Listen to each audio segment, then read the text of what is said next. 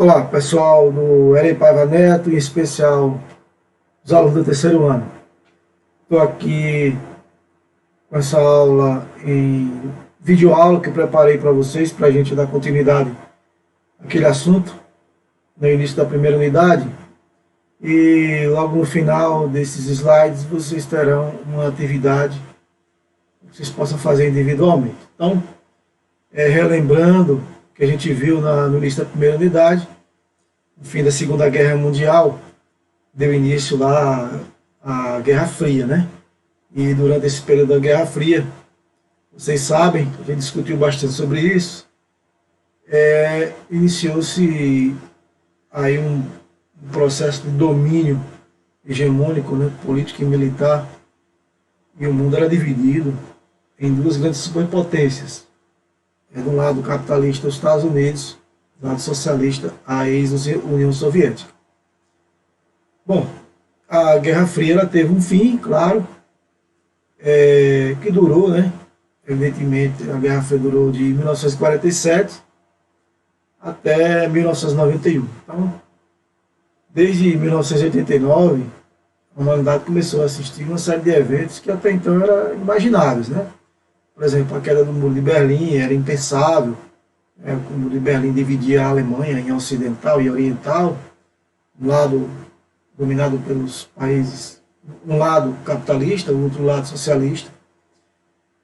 E essa é a reunificação, né, das duas Alemanhas.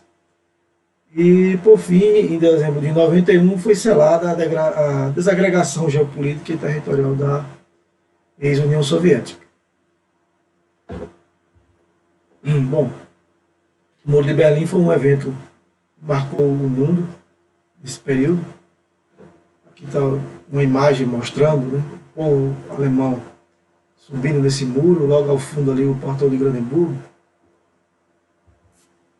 E aí, com o fim da Guerra Fria, o mundo passa a perder aquele domínio hegemônico, né, bipolar entre Estados Unidos e União Soviética.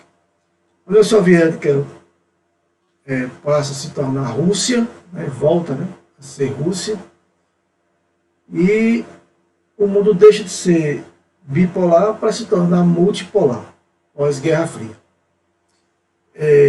Essa nova ordem mundial, né, essa nova ordem multipolar, é um conceito que passou a ser utilizado para se referir a essa nova configuração global, né? Surgiu após o final da Guerra Fria, o fim da União Soviética. E, evidentemente, o estabelecimento dos Estados Unidos como principal potência mundial. Bom, a partir desse referencial, o termo é utilizado para explicar, por exemplo, de que maneira os países estão posicionados no cenário internacional, quais são os seus interesses e de forma se relacionam entre si, né? Bom, aqui nesse mapa a gente mostra o que seria esse mundo multipolar, né? Alguns estudiosos falam em unimultipolar, por exemplo. Esse unimultipolar é como se, por exemplo, os Estados Unidos assumissem um posto de maior potência global. Não deixa de ser, né? Claro. Mas essa nova ordem multipolar ela está voltada mais para as questões econômicas. Vocês podem observar aqui nesse mapa que o mundo hoje está organizado em vários blocos econômicos, né? Como, por exemplo, o Mercosul faz parte do Brasil, Argentina, Uruguai, Paraguai, e tínhamos a Venezuela como membro, né? Foi suspenso. A própria União Europeia, que é um dos maiores blocos econômicos mais importantes da atualidade, que perdeu recentemente, né? Pediu para sair, na verdade, o Reino Unido, reunia cerca de 27 nações, agora só tem 26. O NAFTA, né, que é formado pelo Canadá, pelos Estados Unidos e pelo México. Alguns na África, aqui mais próximo da região sul da África. Alguns na Ásia, né, formado aí por exemplo, alguns tigres asiáticos.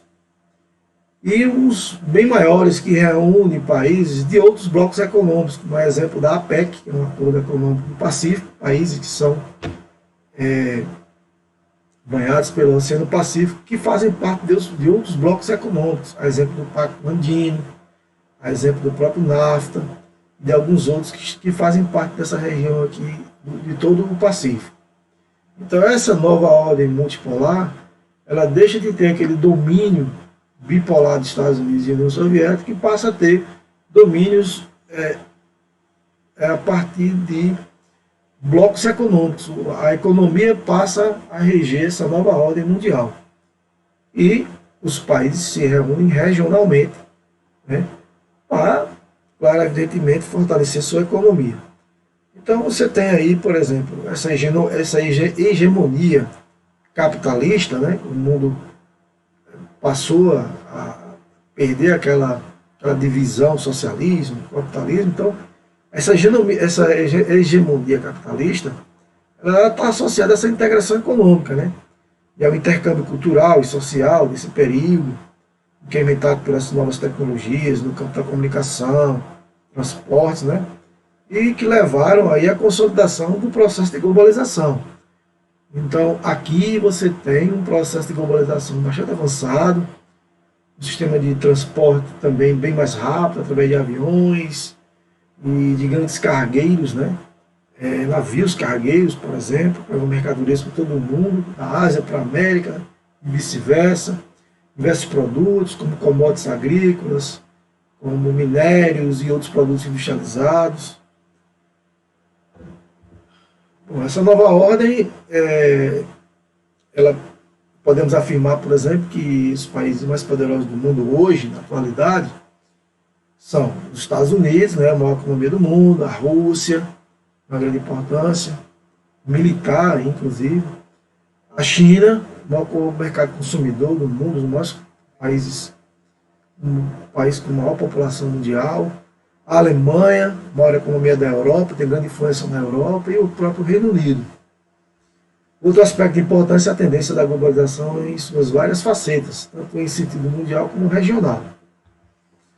Bom, lá a Guerra Fria, quando ela chegou ao fim, o Gorbachev, esse senhor aqui, e o finado Ronald Reagan, né, o ex-presidente dos Estados Unidos, eles assinaram aqui um acordo para diminuir, né, a proliferação de armas nucleares. Isso já lá no final da década de 80. Isso já selando o fim da Guerra Fria entre esses dois países. Essa nova ordem mundial, ela traz um dos blocos, né, não seria um bloco econômico, mas um grupo de países emergentes e que se destacam hoje na economia mundial, né? Aqui você tem atualizado, eu tenho aqui atualizado essa foto desses chefes de Estado desses países, chamados BRICS, né? Xi Jinping, da China, o Putin, da Rússia, o presidente Bolsonaro, aqui do Brasil, o presidente aqui da Índia e o presidente da África do Sul. Então eles formam os BRICS, que é um grupo de países emergentes, né? De vários continentes. Eu tenho Ásia, América do Sul, Ásia e África, né? Então, esses países reuniram condições, melhoraram sua economia, melhoraram suas condições políticas, um pouco também as condições sociais. E esses países, o que eles fazem? Acordos econômicos entre eles e entre outros países de outros blocos econômicos. Então, isso é um exemplo dessa nova ordem mundial e que a polarização, aquela bipolar que a gente tinha, praticamente desapareceu com essa formação desses grupos voltados para o desenvolvimento econômico. Essa globalização, né, atual, essa expansão capitalista recente, ela traz alguns, vamos dizer assim, um período atual, né, científico, tecnológico do capitalismo, assim como o imperialismo esteve para o final da fase industrial e início da financeira. É uma expansão que pode dispensar força pode dispensar a força militar, enfim, a guerra, né? Tanto é que as guerras atuais têm mais um fundo nacionalista do que econômico. Uma invasão de mercadorias, capitais, informações e pessoas em que as novas armas são a eficiência, né? A agilidade das comunicações, do controle de dados através dos satélites, da informática, dos telefones fixos e móveis, dos Boeings, dos Airbus, dos supernavios petroleiros e dos trens de alta velocidade. Então a globalização tem esse tripé de comunicação, transporte, ajudando na disseminação da cultura, ajudando na disseminação das mercadorias, né? Circulação cada vez maior de mercadorias. Então hoje, quem não tem em casa um produto made in China, né? Sempre, em algum país do mundo, sempre tem uma lojinha que vende alguma coisa que vem da China, ou alguma coisa que você comprou, né? Isso é fruto da globalização da economia. Então o mundo hoje globalizado, ele intensifica as relações comerciais, né? Aqui você tem o Barack Obama fazendo acordos comerciais com o ex-presidente da China, na determinada época. O Obama foi o último presidente americano, né? Anterior ao presidente atual, né? O Donald Trump. Aqui você tem uma reunião, né? Do Mercosul, reunindo esses países do Mercosul, chamado também de Colisul. Essa é uma regionalização dessa nova ordem mundial, voltada para a economia, principalmente as relações comerciais. Hoje, nesse mundo globalizado, você encontra produtos, né, ou empresas do mundo capitalista em países que anteriormente onde se prevalecia a ideologia socialista, como no caso da China, né? McDonald's na China é impensável, Coca-Cola na China era impensável. Também na Rússia, no período da Guerra Fria, era impensável, né? A própria cultura americana, né, ela também hoje invadiu vários lugares do mundo. São fruto da globalização, né? Da cultura. A globalização também ela expande, né? Ela ajuda a disseminar a cultura de países hegemônicos. A globalização se faz sentir não só na esfera econômica, né? Ao longo do século XX, a globalização do capital foi conduzida à globalização da informação, dos padrões culturais de consumo, identificação e a inter-relação dos países e dos povos, né? Bom, vamos aqui para a atividade. Vocês têm aqui uma atividade que vocês vão desenvolver, vou deixar no caderno, certo? Então, vocês vão explicar, né? Explica o significado da expressão nova ordem mundial e aponta as suas principais características. Pode precisar na internet, trazer algo a mais sobre isso e deixa no caderno. 2. A divisão mundial em países primeiro, segundo e terceiro mundo tornou-se obsoleta perante a nova ordem mundial. O mapa abaixo é demonstrativo da nova divisão mundial existente. Explique em linhas gerais as principais características da divisão. Então você tem aqui primeiro, segundo e terceiro mundo.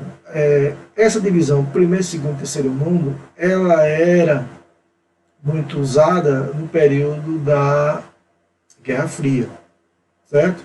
Então, vocês vão explicar aí, através do caderno, pesquisar sobre isso, por que isso se tornou obsoleta, né? Obsoleto perante a nova ordem mundial. Então, a nova ordem mundial está representada, por exemplo, aqui, por essa linha preta, dividindo países desenvolvidos, aqui ao norte, e subdesenvolvidos aqui ao sul. E aí você tem os círculos verdes definindo aqui o padrão de domínio econômico de determinados países, como por exemplo aqui os Estados Unidos domina essa área, aqui a União Europeia domina essa área, e aqui Japão e China dominam essa área, por exemplo. Vocês vão fazer uma pesquisa para responder o 2. Questão 3, explica os motivos que levaram o Reino Unido a sair da União Europeia em 2020, conhecido como Brexit. Isso é uma questão recente. Porque a Venezuela foi suspensa do Mercosul. O Mercosul é o Mercado Comum do Sul, que o Brasil faz parte. 5, o que é um bloco econômico e qual é o principal bloco econômico na atualidade. E qual é a vantagem de se fazer parte de um bloco econômico. E aqui vocês vão criar não, né? Vocês vão preencher, reproduzir essa tabela no caderno e vão colocar aqui as maiores economias do mundo. Aqui são 10 espaços, certo? 1, 2, 3, 4, 5, 6, 7, 8, 9, 10 espaços. 10 países. Vamos colocar o nome dos países aqui em ordem crescente, né? O primeira maior economia, segunda maior economia, terceira, quarta, quinta, sexta, sétima, até a 10ª maior economia do mundo. A população desses países atual, né? Você vai encontrar a estimativa lá. O PIB desse país recente, geralmente você pode encontrar facilmente, 2019, vai colocar o PIB nominal. Você vai encontrar dois tipos de PIB, você vai colocar o PIB nominal. O IDH desses países e o bloco econômico do qual esses países fazem parte. Alguns países que vocês vão colocar aqui fazem parte de mais de um bloco econômico. Vocês vão colocar aqui se é um ou mais, ou dois ou três, faz esse preenchimento aqui. Ok? Agradeço a atenção de vocês. Espero que vocês estejam bem, de saúde, obedeçam aí às orientações das autoridades perante esse coronavírus. E em breve a gente está de volta, com saúde, e espero a gente se reencontrar com muita empolgação. Valeu, um grande abraço.